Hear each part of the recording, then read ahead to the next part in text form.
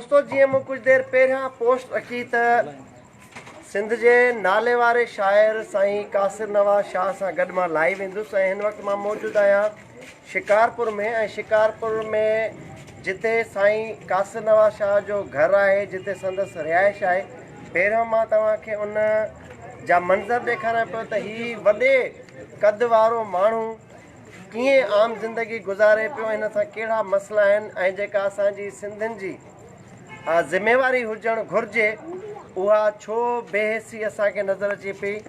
जेके सिंध जा शाइर अदीब दानिश्वर या शमन अली मीर अली समेत उहे फ़नकार जेके साईं कासिर नवाज़ शाह जे कुल्हे ते चढ़ी कामयाबियूं माणे चुका आहिनि। न सिर्फ़ु उन्हनि खे फेम मिलियो यानी शोहरत मिली, पर पैसो बि किरोड़नि में उन्हनि खे मिलियो आहे। ऐं जंहिं हिननि खे सिंगर बणायो, जंहिं हिननि खे नालो ॾिनो पंहिंजी शाइरी वसीले, त उहे माण्हू अरबपति करोड़पति थी विया। पर ही एॾो सचो माण्हू आहे जेको हिन महिल जेका हयाती घारे पियो या जिन मसइलनि सां मुंहुं पियो ॾिए ऐं जंहिं बीमारी सां जंग लड़ी रहियो आहे, त मूंखे इंतिहाई अफ़सोस थिए पियो त जेके ज़मीर मुअल आहिनि उहे अलाए छो हिन मामले में तमामु घणा लापरवाह बणियल आहिनि ऐं उन्हनि जी जेका मजमूई तौर ते बेहिसी आहे। अॼु मां उन्हनि खे जाॻाइण, उन्हनि जे ज़मीरनि खे जाॻाइण, उन्हनि जे जेका मुर्दा परस्त सोच आहे उन्हनि खे जाॻाइण अचो। कासिर नवाज़ शाह खे मरण खां अॻु भाकुर पाए उन्हनि जी मदद कयूं, मालिकी कयूं। ईअं न थिए त सुभाणे तव्हां असां रुॻो पंहिंजे ज़मीरनि आॾो मलामत थींदा रहूं। मरण खां अॻु कासिर नवाज़ शाह साहब वटि असां पहुता आहियूं ऐं उमेदु आहे त हीउ जेको लाइव सेशन हूंदो, बावजूदि इन जे जो मुंहिंजे घर में हिकिड़ो कज़ियो थियलु आहे, पर मां उहो तॾो छॾे जीअं कल्ह शाह साहब मूं वटि पहुता जेकबाबाद ताज़ियत जे लाइ, त मूं जेका उन्हनि जी हालति ॾिठी, उहे बीह नथा सघनि, वेही नथा सघनि, त मूं उन्हनि सां वाइदो कयो त साईं तव्हां शिकारपुर हलो, मां तव्हांजे दर ते अची तव्हांजी आवाज़ बणिजण जी कोशिशि कंदुसि। त ही घर आहे, ही घर आहे उहो हिकिड़े कमरे वारो, ही कचो घर आहे उहो हिकिड़े कमरे जो, जिथे ही नाले वारो हेॾो वॾो नाले वारो छा आहे, ही पखो बिजली त आहे न घर में, ही हिकिड़े कमरे जो इहो घर आहे। ही खट ऐं ही का बि घर में सहूलियत न आहे, न किचन, न बाथरूम, न कुझु। हू माण्हू कीअं पंहिंजी ज़िंदगी गुज़ारे पियो उहो उनखे ख़बर हूंदी। बहरहाल असां माण्हू जंहिं तरीक़े सां पंहिंजे असासनि खे मरण ते मजबूर था कयूं ऐं ख़ामोश बणियल आहियूं, त इहो वॾो हिकिड़ो अलमियो आहे त आख़िर इहा रविश कॾहिं ख़तमु थींदी। मुश्ताक सरकी जो इहो कमु न आहे त हू सकाफ़त खाते खे जॻाए, पर सकाफ़त खाते जो कमु आहे त हिननि माण्हुनि ते नज़र पाण विझे ऐं हिननि वटि पहुचे। सकाफ़त खाते सिर्फ़ु ॾेखाव जे लाइ 80,000 रुपयो त ॾेई छॾियो चेक नेशनल मेडिकल सेंटर में, पर बाद में खाते हिन खां पुछो बि न त आया कासिर नवाज़ शाह सिहतयाब थियो बि आहे या न। बसि उन्हनि पंहिंजो इहो खाल पुर करे वॾो को तीर मारियो आहे त बसि उन्हनि वरी का हो कई आहे, एहसान को कयो आहे कासिर नवाज़ शाह ते। हलो त कासिर नवाज़ शाह वटि हलूं था। ॿियो त जीअं मूं शिकारपुर पहुचण जी पोस्ट रखी आहे त नौजवान सवनि जी तादाद में मुंहिंजी आजान जे लाइ पहुता आहिनि। मां उन नौजवाननि खे वठी करे कासिर नवाज़ शाह वटि इन जे लाइ पहुतो आहियां त उनजो हौसलो वधे, उनखे अहसासु थिए त हू अकेलो न आहे। न वरी मुश्ताक सरकी समेत उनजा जेके बि दोस्त आहिनि गैरतमंद बहादुर, जेके कराची में मुख़्तलिफ़ मोर्चनि ते विढ़नि पिया धारियुनि सां, त हिन मुफ़लिसी वारी जंग में कासिर नवाज़ जे भर बीह करे उन सां उहा जंग गॾु विढ़ंदा, चाहे उहा उनजी बीमारी जे ख़ात्मे ताईं हुजे, उनजे मुआशी तंगी जे ख़ात्मे ताईं हुजे, ॿिया जेके मसइला आहिनि उन्हनि खे असां एडॉप्ट कंदासूं, कोशिशि कंदासूं त तव्हां ताईं उन शाह साहब जो आवाज़ु पहुचायूं। ऐं हलूं था शाह साहब वटि। कासिर नवाज़ शाह साहब मौजूदु आहे हिते। ही दोस्त आहिनि सभु, ही उहे मंज़र आहिनि त जेके दोस्त, ही उहे दोस्त आहिनि जेके मुंहिंजो आवाज़ ॿुधी, पोस्ट ॿुधी करे ही शिकारपुर जा नौजवान वॾे अंग में हिते पहुता आहिनि। ऐं हे सभु जेको आहे जाॻिया जाॻिया सिंधी जाॻिया, जाॻिया जाॻिया सिंधी जाॻिया, जाॻिया जाॻिया सिंधी जाॻिया, त हाणे ही सिंधी हिते को शिकारपुर में धारियो न अॻवानी पठान या बिहारी बंगाली ही जेके सिंधी शिकारपुर में जाॻिया आहिनि उहे सकाफ़त खाते खे मलामत ऐं निंदण जे लाइ जाॻिया आहिनि। ही जेके शिकारपुर में जाॻिया सिंधियुनि जा नारा पिया लॻनि इहे हुकूमत खे ललकारण जे लाइ। ही जेके जाॻिया सिंधी आहिनि उहे कासिर नवाज़ शाह जी मालिकी जे लाइ जाॻिया आहिनि। त अचो ॻाल्हि ॿोल कयूं था साईं कासिर नवाज़ शाह साहिब सां। ऐं असां सां ॿिया बि दोस्त मौजूदु आहिनि, ज़ुल्फ़कार मंगी साहब बि मौजूदु आहे, ॿिया जेके आहिनि उहे मौजूदु आहिनि। अला हे तूं हेॾो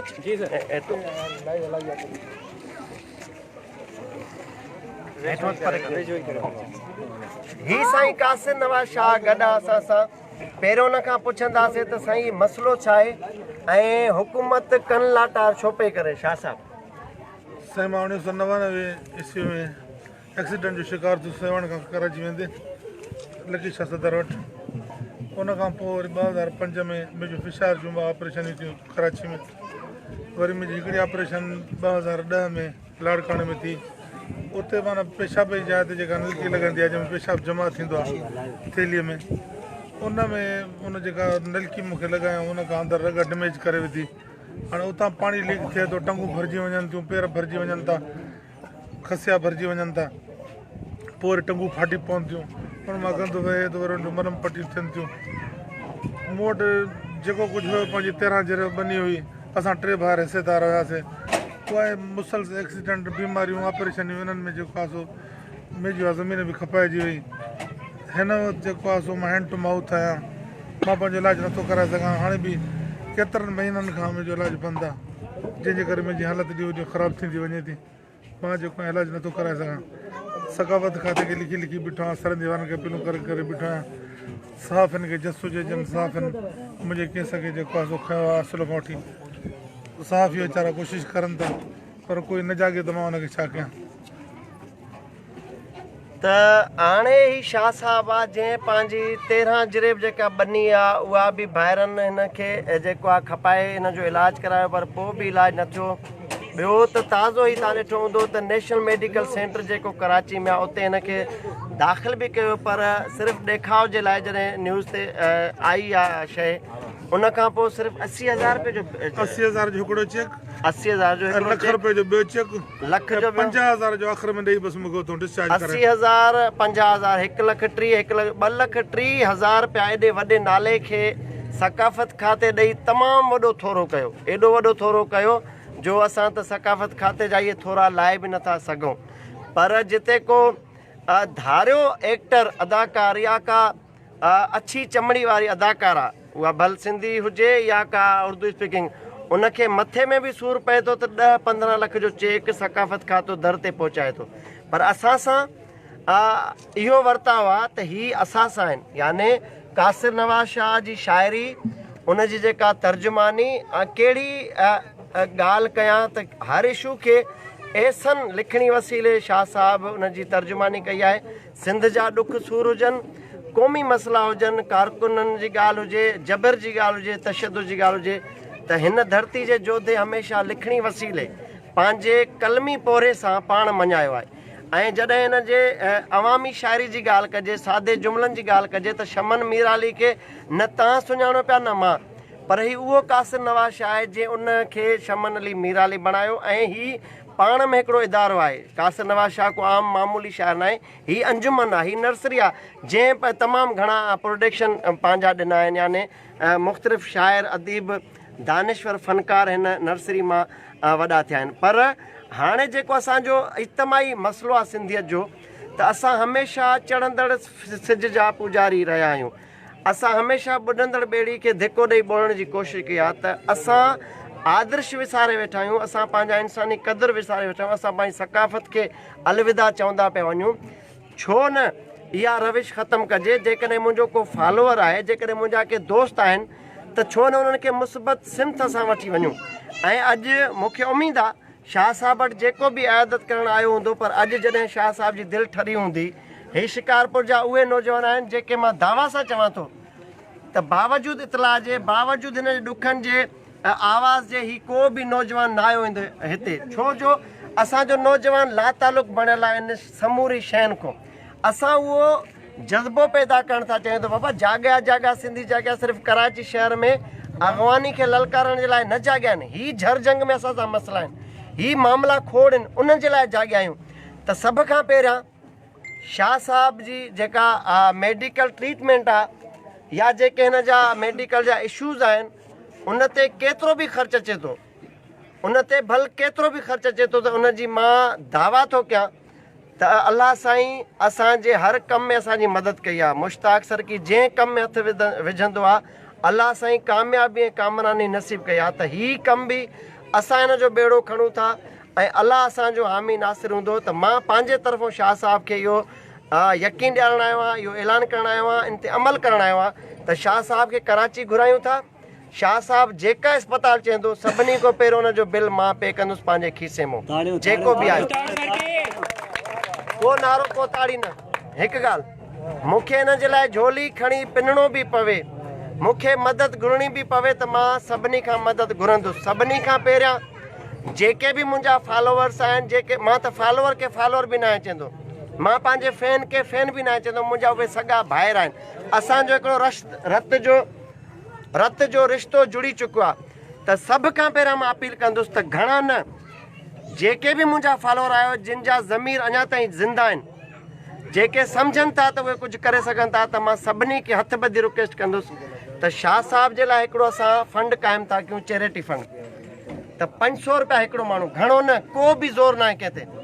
500 रुपया हिकिड़ो माण्हू जेकॾहिं कंट्रीब्यूट कंदो ऐं असां जेकॾहिं 1000 माण्हू बि ॾेई था वञूं 500 रुपया करे, त हिन माण्हू जी हयाती बची सघंदी, हिन माण्हू जो इहो मर्ज़ ख़तमु थी सघंदो, हिन खे नओं जियापो मिलंदो।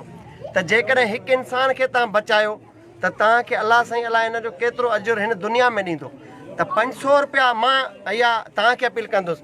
त हूअं मूंखे तव्हां सभु ॾिसो पिया, दुबई वारा, सऊदी वारा, ऑस्ट्रेलिया वारा, मलेशिया वारा, USA वारा, कैनेडा वारा, बर्तानिया वारा, मूंखे ख़बर आहे तव्हां मुंहिंजे हर लाइव खां पोइ मूंखे फ़ोन करे एप्रीशिएट कंदा। ऐं सऊदी जा एतिरा सादा माण्हू आहिनि असांजा, उहे बार बार मूंखे फ़ोन कंदा आहिनि असां तव्हांखे पैसा ॾियणु चाहियूं था, ऐं बार बार मूं सभिनी खे हमेशह मना कयो आहे। पर अॼु मां सभिनी खे गुज़ारिश कंदुसि त घणा न 500 रुपया पाकिस्तानी हिकु हिकु माण्हू जमा कराए, उहो मां पोस्ट रखंदुसि। साईं जो अकाउंट हुजे या को ईज़ी पैसा जो तरीक़ो हुजे, मूंखे कंहिंजा पैसा न घुरिजनि।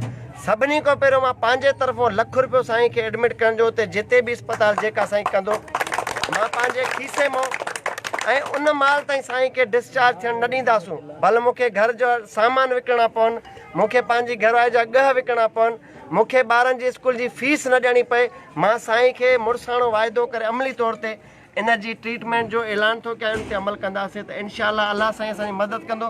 तव्हां सभु 500 रुपया केरु ॾींदो हिते, जेको ॾियणु चाहे हथ मथे करे इंशाअल्लाह, 1000 फेरा जेको पाण ॾियणु चाहे ख़ुशी सां। अकाउंट में सर, अकाउंट में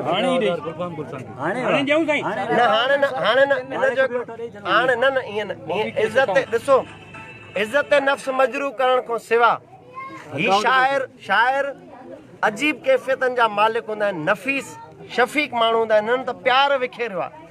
ऐं मां जॾहिं लख जो ऐलान कयो आहे त साईं गुलफ़ाम गुल सांगी जेको नाले वारे शाइर अली गुल सांगी साहब जो फर्ज़ंद आहे, पगदार आहे उन फैमिली जो साईं जो, त उन पारां 50,000 जो हिते ऐलान कयो आहे। त इन जे लाइ त इहो जज़्बो पैदा कयो। ॾिसो कराची में मुंहिंजा वकील दोस्त आहिनि, कराची बार आहे असांजी, मलीर बार आहे असांजी, हाई कोर्ट बार आहे असांजी, जेके लखे रुपयनि जी फीस मुंहिंजे नाले ते मुंहिंजे चेहरे खे ॾिसी माण्हुनि को नथा वठनि। त इहो जज़्बो हूंदो, हीउ तव्हांजो अहसान कासिर नवाज़ शाह ते न हूंदो, हीउ मुश्ताक सरकी ते हूंदो। सम्झो था तव्हां त मुश्ताक सरकी जेकॾहिं के हक़ जी ॻाल्हि कंदो आहे त 500 रुपया तव्हां मुश्ताक सरकी ते ॾेई मुश्ताक सरकी ते थोरो कयो। त साईं जो इज़त नफ़्स मजरू थियण खां सिवा असां हिन जी सीक्रेट चंदो करे हिन खे पहुचाईंदासूं। ऐं जेका बि अस्पताल साईं चूज़ कंदा, आगा खान कोठी जेका बि निजी अस्पताल, उनजो ज़िम्मो मुंहिंजो आहे। साईं खे एडमिट कराईंदासीं, महीने ॾेढ में जेको बि इलाजु मुमकिन थियो कराए हिन खे फुल फिट करे वरी शिकारपुर में असां इन सां गॾु अची ख़ुशी वचन नचंदासूं, रक़्स कंदासूं। उहे बि सभु चवंदा त मुश्ताक सरकी धरणनि में बि नचे थो। बाबा नचूं छो न, रक़्स करे दुश्मन खे असांखे दामान करिणो आहे। छो असां मातम असांजे नसीब में छो हुजे सिंधी क़ौम जे, न इन सॼी मुश्किलातुनि खे असां मुस्कुराए गले लॻाईंदासूं। त साईं था कयूं असांजो इहो क़बूल कयो तव्हां जॾहिं चओ सुभाणे हलो कराची ॿिए ॾींहुं हलो जीअं तव्हांखे सवलो थिए तव्हां पंहिंजो ॿुधायो जहिड़े अस्पताल जो तव्हां नालो खणो मां तव्हांखे शुराए तौर ते जमा कराए पैसा एडमिट करायां थो बाक़ी अलाह साईं चऊं कंदो ही सभु सिंधी जेके आहिनि इहे सभु सकाफ़त खाते खे ॿुधाईंदा ऐं जेके बि 500 रुपया ॾींदा आहिनि उहे 500 माना सिंध सरकार जे सकाफ़त खाते ते लानत ऐं चमाट हूंदी इहो उन्हनि जे मथां चमाट हूंदी त माना जेको तव्हांजा करोड़ रुपया फंड आहिनि मूंखे सॼा डिटेल्स आहिनि तव्हां कहिड़े माण्हू खे कहिड़ी माई खे कीअं था नवाज़ो हिन में सॼा मां वटि व्हाट्सअप में सबूत पिया आहिनि ऐं मां उहे वक़्तु सिर पधरा बि कंदुसि जेकॾहिं तव्हां होश जा नाखून नथा वठो ही असल मुस्तहिक आहिनि तव्हांजे फंड जा तव्हां जूं गर्लफ्रेंड्स न आहिनि जिन जे तव्हां बंगला था वठी ॾियो सरकारी फंड मां जंहिंखे किराए ते फ्लैट वठी तव्हां अयाशू पिया कयो ही असल हक़दार आहिनि सरकारी पैसे जा ऐं तव्हांजो थोरो न आहे ही सिंध सरकार जा ग़ुलाम न आहिनि ही सिंध जा मालिक आहिनि ऐं सिंध सरकार इक़्तिदार में आहे ऐं जेको सरकारी ख़ज़ानो आहे कंहिंजे पीउ जी जागीर मिल्कियत न आहे असांजो पैसो आवाम जो असां ते ख़र्च थियणु घुरिजे असां ख़र्च कराईंदासीं राइट प्लेसिस ते सही मक़ाम ते मां अर्ज़ु कयां मां तव्हांखे बि कंप्लेन कई जेको हींअर जेके चेक निकिता अॼु ज़ुल्फ़कार मंगी जो हिकिड़ो आहे मूंखे आयल शइ कराची में हिननि सां मुंहिंजी मुलाक़ात आहे हिननि जो शू खणंदासीं अॼु सिर्फ़ु साईं कासिर नवाज़ शाह उहो साॻियो ई रिलेटेड आहे आर्टिस्टनि सां ई थियो आहे ऐं सिंध जा आर्टिस्ट मां तव्हांखे ॿुधायां साईं जे मां तव्हांजे अचण जो फ़ाइदो थो वठां ऐं सिंध जे आर्टिस्टनि जो इशू आहे जेके असां गुज़िरियल 3 माना 5 शहरनि में धरणा हणी चुका आहियूं ऐं इहे सकाफ़त खाते जी जेका नाजाइज़ तव्हां वारी ॻाल्हि खे मां अॻिते थो वधायां त हुननि गवर्नमेंट जे 17 ग्रेड जे ऑफिसरनि खे त चेक ॾिना आहिनि पर मुस्तहिकनि खे चेक न ॾिना त इहो ॿुधी छॾे गवर्नमेंट त तव्हां इहा बेहसी ख़तमु कयो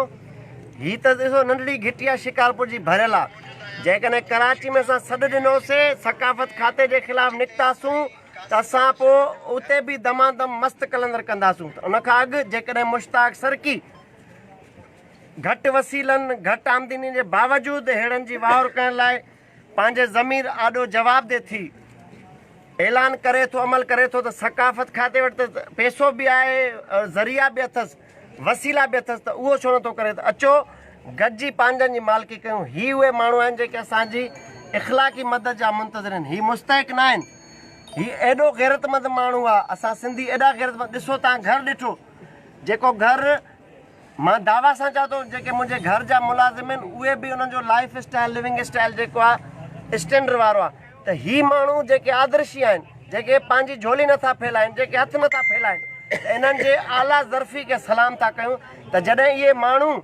बंदि कमरे में पंहिंजो हाँ साड़नि था पंहिंजो रतु साड़नि था ॾींहों ॾींहुं मरनि था इन्हनि माण्हुनि खे असां मरण न ॾींदासीं असां इन्हनि खे जीआरण जे लाइ आया आहियूं इनशाअल्लाह इन जो रिज़ल्ट ईंदो मां हिकिड़ी पोस्ट रखंदुसि साईं सां मुशावरत खां पोइ त ईज़ी पैसा ज़रिए पैसा मोकिलणा आहिनि या हिकिड़ो अकाउंट आहे साईं जो उन में मोकिलणा आहिनि त को बि मूंखे पैसा न मोकिले साईं खे पैसा मोकिले मूंखे उहो व्हाट्सअप कंदो पंहिंजो सबूत जेको मूंखे नालो ॿुधाईंदो मां सभिनी जा शुक्रिया अदा कंदुसि त सिंध जाॻे पई सिंधी जाॻनि पिया ऐं असां पंहिंजनि जी मालिकी अॻु बि कई आहे हाणे बि कंदासूं हर मोर्चे तो अल्लाह भाई नारे सर की